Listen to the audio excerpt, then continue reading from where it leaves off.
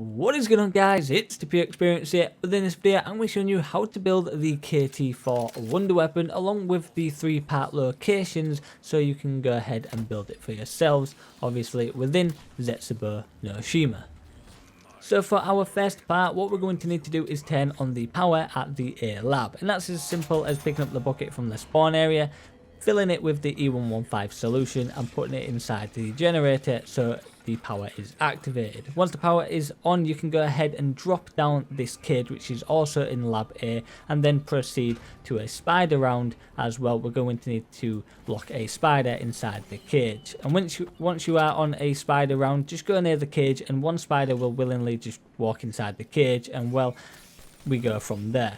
A spider round can occur from round 5, 6 or 7, so do keep in mind that you may need to turn on the power, and you do need to keep the power running, so it may turn off while trying to get to one of these spider rounds, which can occur, like I said, 5, 6 or 7. But go back inside the lab once you've caught the spider and simply extract the part out of the spider, and well, just hold or press square to retrieve the part. So for our second part, we're going to need to turn on the power permanently. If you don't know how to do that yet, I will link a video in the description showing you how to do that. It's relatively simple. It is one of the first things you learn within Zetsubou no Shima, and like I said, relatively simple to do. Once the power has been turned on permanently, a round or two later, after killing a few zombies, you will notice one of the zombies will be glowing green. Well, that is the key to our second part. You're going to need to kill the green glowing zombie, as he has a test tube or a green glowing stick,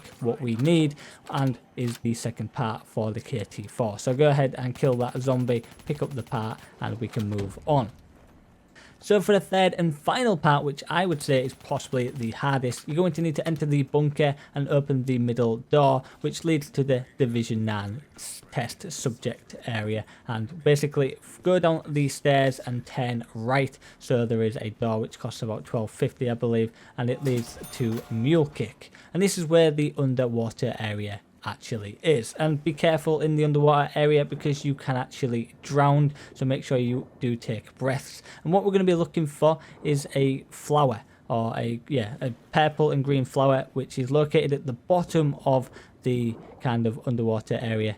Make sure you do take breaths now and again, otherwise you will drown, and drowning under here is going to really suck when trying to get this part. But it's relatively easy to do once you know where you're going. Once you've got the flower, you want to head back, and where do you actually put all these parts? Well, just before you go into the room where there is Mule Kick, there is a interesting looking workbench, which, well, is the workbench for the KT4, and it's got a load of moving parts and pretty colours on it. You just want to simply go ahead and press and hold square. It will create the weapon for you. You can go ahead and pick up said weapon and use it and kill some zombies. This weapon is very similar to the Liquefire, so it kind of has the same outcome. It's not the best weapon, it's not the most overpowered weapon, it's just a cool little weapon, and it's kind of fun to try and get as well. But anyway, guys, hopefully you've enjoyed this video. If you have, please drop a like and a comment.